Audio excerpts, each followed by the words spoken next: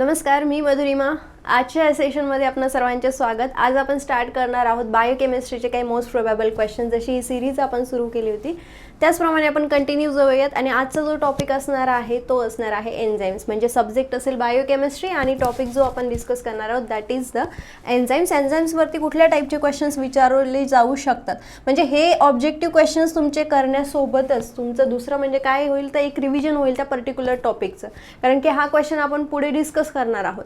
So हे continuously तुमचं revision पण होत राहील आणि MCQs कशा पद्धतीने सॉल्व करायचे ही पण एक तुम्हाला आयडिया येऊन जाईल. सो बघूयात first question. During the biochemical reaction the crevices of the substrate fits into. So options काय आहेत तुमच्याकडे बघा. Active site of the organic catalyst, second active site of the inorganic catalyst, third inactive site of the organic catalyst आणि fourth आहे 1 and 2.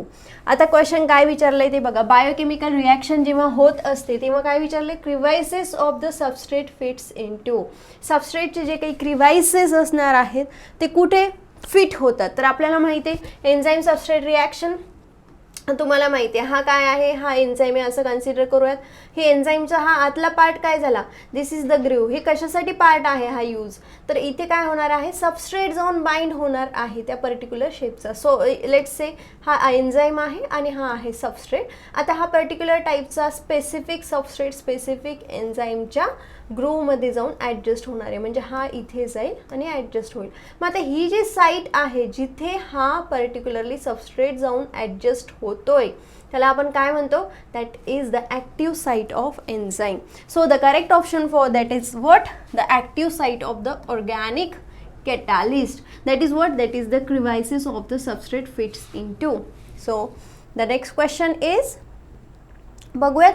The active site of the enzyme. एन्झाईमची active site काय, is the similar to that of the any other enzyme. Second is the part of the enzyme where its substrate can fit.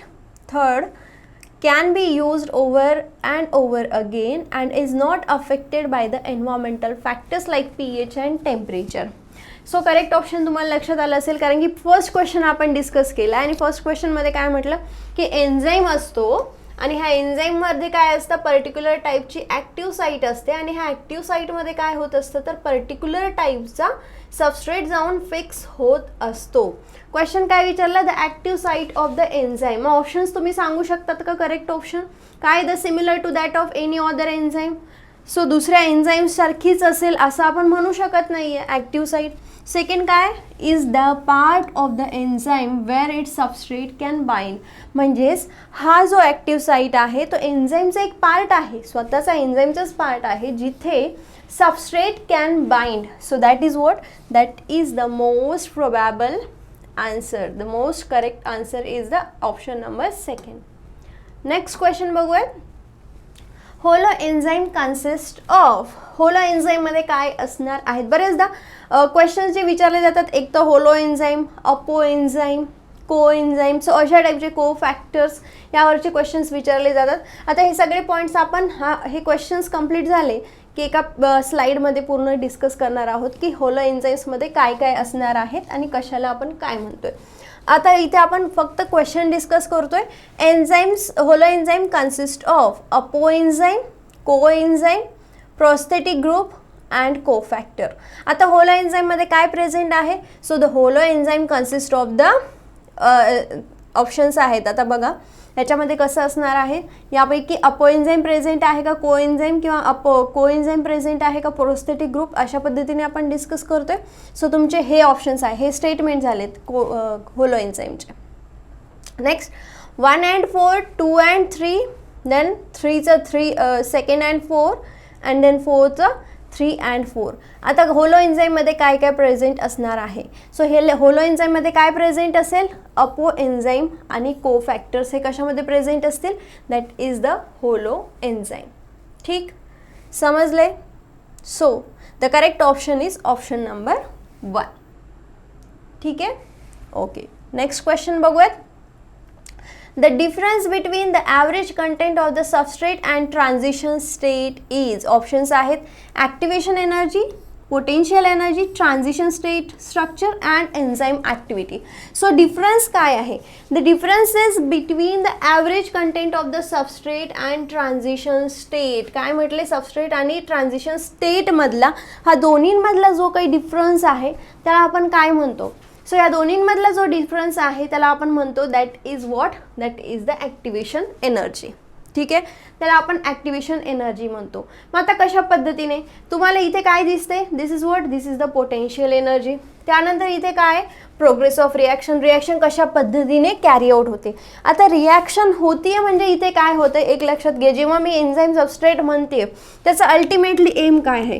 हा आहे for example enzyme. ठीक आहे, हा particular त्याचा substrate आहे specific. म्हणजेच इथे तुम्हाला काय मिळेल रिॲक्शनमध्ये? एन्झाईम सबस्ट्रेट कॉम्प्लेक्स मिळेल. आता हा तुमचा एन्झाईम सबस्ट्रेट कॉम्प्लेक्स जर मिळाला तर ह्याचं कन्वर्जन कशामध्ये होईल? Next that is getting converted into the enzyme product. Enzyme प्रॉडक्टमधला हा एन्झाईम इथून रिमूव्ह आउट होणार आहे. नाव व्हॉट यू गेट? नंतर तुम्हाला काय मिळणार आहे? तुम्हाला मिळणार आहे that is the product only. ठीक. So this is what? This is the reaction is carrying out. मग आता इथे काय आहे तर आपण काय म्हणतो? Enzyme is what? Enzyme is nothing but which is increasing the rate of reaction. म्हणजे ही जी रिॲक्शन घडती आहे प्रॉडक्टपर्यंतची, कुठून? एन्झाईम सबस्ट्रेट कॉम्प्लेक्स फॉर्मेशन होण्यापासून प्रॉडक्ट मिळण्यापर्यंतची जी काही रिॲक्शन आहे, लेट्स से की ह्या रिॲक्शन कॅरी आउट करण्यासाठी आपल्याला लागत आहे 10 सेकंड लागत आहेत. ठीक आहे. आता मी काय केलं की यामधला हा एन्झाईम काढून टाकला. एक रिॲक्शन होती माझ्याकडे, त्यामध्ये मी एन्झाईम टाकलेलाच नाही आहे आणि ती रिॲक्शन कॅरी आउट करण्यासाठी मला काय होतं? त्या पर्टिक्युलर रिॲक्टंटपासून प्रॉडक्ट मिळण्यासाठी मला काय लागते? 10 मिनिट्स लागत आहेत. किती वेळ लागतोय? 10 मिनिट्स लागत आहेत. का? कारण की मी इथे कुठल्याही प्रकारचा एन्झाईम ॲड केलेला नाही. इथे काय होतं? रिॲक्टंटचा प्रॉडक्ट फॉर्म होण्यासाठी मला लागतं आहे 10 सेकंड. वाय? बिकॉज इथे मी काय ॲड केलं आहे? इथे मी एन्झाईम ॲड केलं. And what is the function of enzyme? Enzyme is increasing the rate of reaction. म्हणजे तुमचा कमीत कमी वेळेमध्ये रिॲक्टंटचं कन्व्हर्जन प्रॉडक्टमध्ये होते म्हणून आपल्याला एन्झाईम लागतो आहे. ठीक आहे, एवढा कॉन्सेप्ट क्लिअर झाला आहे. आता इथे बघूयात. इथे काय विचारलं? The difference between average content of substrate and transition state. आता हा होता तुमचा रिॲक्टंट. रिॲक्टंटपासून ही ट्रान्झिशन स्टेट अचीव होण्यासाठी हा जो काही डिफरन्स आहे त्याला आपण म्हणतो that is the activation energy. ह्याला आपण काय म्हणतो? Activation energy. आता तुम्ही म्हणणार मग ही ट्रान्झिशन स्टेट काय आहे? ट्रान्झिशन स्टेट म्हणजे अशी स्टेट की यामध्ये काय झालं आहे? ह्या पर्टिक्युलर रिॲक्टंटचं कन्वर्जन प्रॉडक्टमध्ये होऊ लागलंय. सो त्याला आपण काय म्हणतो? That is the transition state. आणि ह्या ट्रान्झिशन स्टेटपासून ह्यांचा जो काही डिफरन्स आहे, रिॲक्टंट आणि ट्रान्झिशन स्टेटमधला जो काही डिफरन्स आहे that is measured by the activation energy. ठीक आहे. So the correct option for that is the activation energy. विचारले सबस्ट्रेट आणि ट्रान्झिशन. आणि substrate is what? That is the reactant. आणि ट्रान्झिशन स्टेट अचीव होण्यासाठी मग मधली जी काही एनर्जी आहे that we called it is that is the activation energy. Difference विचारला आहे ना. So this is what? This is the difference. So हा reactant minus transition state that is the activation energy. ठीक आहे. नेक्स्ट क्वेश्चन बघूयात. Enzyme accelerates the rate of reaction by. Enzyme एखादी रिॲक्शनचा rate ॲसिलरेट करतोय किंवा वाढवतोय किंवा एखादी रिॲक्शन फास्टर करतोय. कशा पद्धतीने? तर increasing the activation of energy, decreasing the activation of energy by transitions in its own structure, increasing the potential energy. आता ह्यामध्ये मी तुम्हाला काय म्हटलं होतं? मी तुम्हाला म्हटलं की रिॲक्टंटचं कन्व्हर्जन प्रॉडक्टमध्ये होण्यासाठी मला in the absence of enzyme, ही फर्स्ट कन्सिडर करूयात. इन अब्सेन्स ऑफ एन्झाईम रिॲक्टंटचं प्रॉडक्टमध्ये कन्व्हर्जन करण्यासाठी मला लागत होते 10 मिनिट्स. ठीक आहे. त्यानंतर मी काय केलं? इन प्रेझेन्स ऑफ एन्झाईम, मी काय केलं एन्झाईम टाकलाय, एन्झाईम टाकलाय तर रिॲक्टंट पासून जो काही प्रॉडक्ट मिळतोय मला तो मिळतोय 10 सेकंडमध्ये, तो काय मिळतोय 10 सेकंडमध्ये. ठीक आहे. मग हा एन्झाईम असा काय घडवतोय की जेणेकरून तुमची रिॲक्शन एवढी फास्ट होतीये. तुमची रिॲक्शन एवढी फास्ट का होतीये, कारण की लेट्स से हा तुमचा रिॲक्टंट होता, हा रिॲक्टंट ॲक्टिवेशन होण्यासाठी तुम्हाला ॲक्टिवेशन एनर्जी जास्त लागत होती आणि हा जेव्हा ॲक्टिव्ह झाला त्यानंतर तुम्हाला मिळतोय तुमचा प्रॉडक्ट. ठीक आहे. That means here you require the more activation energy, that means you require the more time. इथे जास्तीत जास्त ॲक्टिवेशन लागते आणि त्यामुळेच आपला टाईम काय झालाय वाढलाय. कशाचा टाईम, हा होता तुमचा रिॲक्टंट आणि रिॲक्टंटचं कन्व्हर्जन प्रॉडक्टमध्ये होण्यासाठी ॲक्टिवेशन एनर्जी खूप जास्त लागली आहे. जास्त लागली म्हणजे तुमचा हा टाईम इन्क्रीज झालेला आहे. बरोबर. But in the presence of energy enzyme, in the presence of enzyme काय होईल, हा तुमचा रिॲक्टंट आहे, इथे ॲक्टिवेशन एनर्जी खूप कमी लागेल, त्यामुळे टाईम कमी लागेल आणि त्यामुळे तुम्हाला प्रॉडक्ट खूप फास्ट रेटमध्ये मिळणार आहे. म्हणजेच इथे तुम्ही जर कन्सिडर केलं तर इथे ट्रान्झिशन स्टेट ॲक्टिवेशन एनर्जी काय झाली, activation energy gets decreases. In the presence of enzyme activation energy जितकी कमी लागेल तितक्या फास्टर रेटने तुम्हाला प्रॉडक्ट मिळणार आहे. So the enzyme accelerates the rate of reaction. Enzyme कशा पद्धतीने रिॲक्शनचा रेट वाढवतोय, स्पीड वाढवतोय, by decreasing the activation energy. Activation energy decrease करून, आणि अशा पद्धतीचे क्वेश्चन्स अगोदर विचारले गेलेले आहेत आणि विचारण्याचे चान्सेस आहेत. फिरवून फिरवून क्वेश्चन्स विचारतात. सो ह्यामध्ये तुमचा पूर्ण कॉन्सेप्ट होप सो कम्प्लीट किंवा समजलेला असेल. जर तुम्हाला आत्ताही समजलेला नसेल तरी ग्राफिकली आपण ह्या व्हिडिओच्या एंडला एक स्लाईड मी तयार केलेली आहे, त्यावरती आणखी डिस्कस करणार आहोत. ठीक आहे.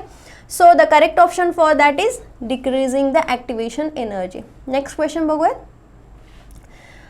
Most of the enzyme consist of one or several polypeptide chain that constitutes options आहेत coenzyme, apoenzyme, cofactor and prosthetic group. So the correct option is the apoenzyme. ह्या apoenzyme मध्ये काय आहे तर polypeptide chains present आहे. Polypeptide chains present आहेत. So that is we called it as that is the apoenzyme.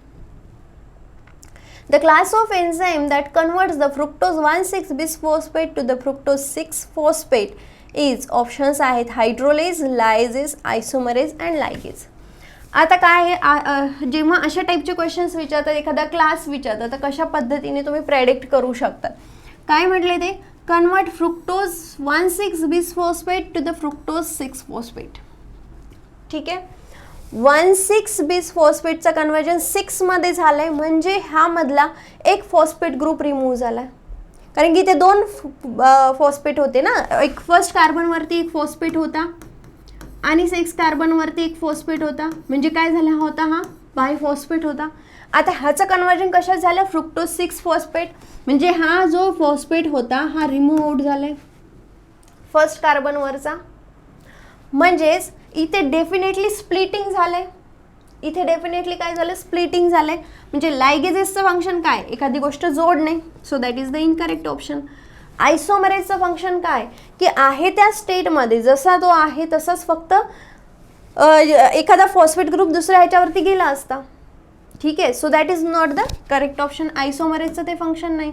किंवा आता options आहेत तुमच्याकडे हायड्रोलेज आणि लायझेस ह्या दोन्हींपैकी. So the correct option is the hydrolase. का हायड्रोलेज? कारण की ह्या रिॲक्शनमध्ये फ्रुक्टोज 1,6-bisphosphate कन्वर्जन जेव्हा फ्रुक्टोज 6-phosphate होतंय तेव्हा ह्या रिॲक्शनमध्ये काय होतं तुमचा H2O रिलीज होतोय. आणि H2O means hydrolase, that means water is getting split off. So the correct option for that is the hydrolase. आणि लायझेस काय होतं तर in the absence of water. So the correct option is option number 1. Next, the factor tightly bound to the apoenzyme. कोणते factor अपोएन्झाईम्सला tightly bound असतात? So the option is the prosthetic group and metallic group. So the correct option is the prosthetic group and metallic group. Next, which of the following is the correct? खालीलपैकी कुठलं correct आहे? तुम्ही एकदा reaction बघून घ्या, options बघा, कोणतं correct आहे ते बघा, मग मी एक्सप्लेन करते. मगाशीच मी तुम्हाला सांगितलं. आता तुम्ही ऑब्वियसली हे दोन ऑप्शन्स इनकरेक्ट करू शकतात. This is incorrect, this is the incorrect. का? कारण की सुरुवातीलाच कसं काय कॉम्प्लेक्स किंवा सुरुवातीलाच कसं काय प्रॉडक्ट तयार होणार आहे. आता तुम्हाला पॉसिबिलिटी आहेत ह्या दोन्हींमध्ये पॉसिबिलिटी जरी असेल तरी पण तुम्हाला आता इथे काय दाखवलं, एन्झाईम आणि सबस्ट्रेट स्प्लिट झालेलं दाखवलं. हा enzyme substrate complex, enzyme substrate जर कॉम्प्लेक्स झाला तर त्यापासून एन्झाईम प्रॉडक्ट बनेल.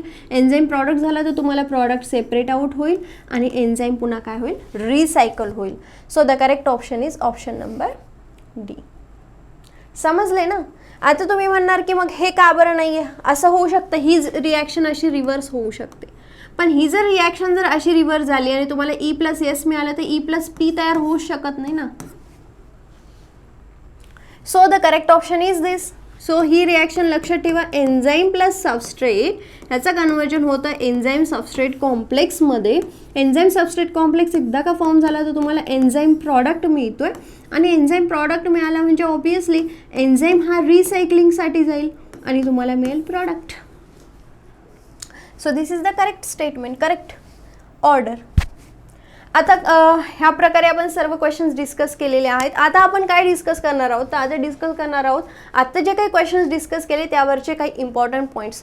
जसं यावरती बऱ्याचदा ॲपो एन्झाईम्सवरती क्वेश्चन्स विचारले, होलो एन्झाईम्स काय आहे, को एन्झाईम काय आहे ते आपण इथे बघणार आहोत. सो फर्स्ट ऑफ ऑल बघा, होलो एन्झाईम काय आहे. होलो एन्झाईम म्हणजे होल एन्झाईम. होल एन्झाईम जो ॲक्टिव्ह स्टेटमध्ये आहे म्हणजे हा पर्टिक्युलर टाईपचा एन्झाईम आहे, इथे सबस्ट्रेट जाऊन बाइंड होणार आहे, हा पूर्णपणे तयार झालेला एन्झाईम आहे, त्याला आपण होलो एन्झाईम म्हणतो. मग हा होलो एन्झाईम कशापासून बनलेला आहे. So we can say holoenzyme is equal to apoenzyme plus coenzyme. Apoenzyme आणि को एन्झाईम ह्या दोन्हींना एकत्र करून आपण काय म्हणतो, that is the holoenzyme. So what is the apoenzyme. Apoenzyme म्हणजे ज्यामध्ये प्रोटीन पोर्शन आहे but that is the inactive state. So त्याला आपण काय म्हणतो, अपो एन्झाईम. आत्ता क्वेश्चन विचारला होता ना अपो एन्झाईमवरती, काय क्वेश्चन होता अपो एन्झाईमचा, तर अपो एन्झाईमबद्दल विचारलं होतं की पॉलीपेप्टाइड चेन कशामध्ये प्रेझेंट आहे. So polypeptide chain protein is made up of what, protein कशापासून बनलेला आहे, तर तो बनलेला आहे that is the polypeptide chain. Polypeptide chains, so that is what, that is the apoenzyme. And second one is the coenzyme. Coenzyme that means that is the non-protein portion, म्हणजे याच्यामध्ये कुठल्याही प्रकारचे प्रोटीन्स प्रेझेंट नाही आहे. So we can say that is the coenzyme. So apoenzyme plus coenzyme we called it as that is the holoenzyme. म्हणजेच होलो एन्झाईममध्ये non protein part पण प्रेझेंट आहे, प्रोटीन पार्ट पण प्रेझेंट आहे. प्रोटीन पार्ट जो काही प्रेझेंट असणार आहे त्याला आपण म्हणतो अपोएन्झाईम आणि नॉन प्रोटीन पार्ट त्याला आपण काय म्हणतो, दॅट इज द कोएन्झाईम. आणि त्यांची अरेंजमेंट अशा पद्धतीने असते. सो ह्या टोटल ह्याला आपण काय म्हणणार आहे, that is the holoenzyme. म्हणजे हा पार्ट झाला तुमचा अपोचा आणि त्यानंतर हा काय झाला कोएन्झाईमचा. ठीक आहे, म्हणजे कोएन्झाईमच्या आणि अपोएन्झाईमच्या ग्रुपमध्ये कोण जाऊन बाइंड होतं, तर त्यामध्ये जाऊन बाइंड होतात आपले substrate, right. And the last and very very important point is that the activation of energy of enzyme. यावरती जसे क्वेश्चन्स आपण बघितले आणि विचारू शकतात कारण की हा इम्पॉर्टंट टॉपिक आहे. जसं मी तुम्हाला मगाशी सांगितलं की एखादी रिॲक्शन घडत असते तर यामध्ये काय असतं, एन्झाईमच्या प्रेझेन्समध्ये रिॲक्शनला वेळ कमी लागतो, म्हणजे रिॲक्टंटचं कन्वर्जन प्रॉडक्टमध्ये खूप कमी टाईममध्ये होते. So your time is getting decreases. Time का डिक्रीज होतो, कारण की इथे ॲक्टिवेशन एनर्जी कमी लागते. जितकी कमी ॲक्टिवेशन एनर्जी तितक्या लवकर तुमचं रिॲक्टंटचं कन्वर्जन प्रॉडक्टमध्ये होणार आहे. सो जितकी ॲक्टिवेशन एनर्जी तुमची डिक्रीज होत जाईल तितक्या फास्ट तुम्हाला रिॲक्टंटचं कन्वर्जन प्रॉडक्टमध्ये होणार आहे. आणि मग एन्झाईम कशा पद्धतीने कॅटलाइज करतो एखादी reaction, bye decreasing the activation energy and by decreasing the time the reactant is getting converted into the product in the presence of enzyme in very less time, right. So अशाच टाईपचा हा graph आहे. ही बघा, ही आपली आहे energy, ही आहे रिॲक्शनचा rate कशा पद्धतीने कॅरी आउट होतोय. सो हा आपण कन्सिडर करूयात की हे काय आहे, this is what, this is the, ही जी रेड लाईन आहे, in the presence of catalyst, एक पर्टिक्युलर टाईपचा फक्त तुम्ही कॅटलिस्ट टाकलेला आहे. ह्या कॅटलिस्टच्या प्रेझेन्समध्ये जर तुम्ही बघितलं तर रिॲक्शनला ॲक्टिवेशन एनर्जी खूप जास्त लागते. इथे बघा ॲक्टिवेशन एनर्जी तुम्हाला खूप जास्त लागते आणि ॲक्टिवेशन एनर्जी खूप जास्त लागल्यामुळे तुमचा हा प्रॉडक्ट तयार होण्यासाठी वेळ लागतो. But see here in the case of in the presence of enzyme, हा पर्टिक्युलर टाईपचा एक वेगळ्या टाईपचा कॅटलिस्ट यूज केला आणि इथे तुम्ही काय केलं, बायो कॅटलिस्ट म्हणजे एन्झाईम यूज केला.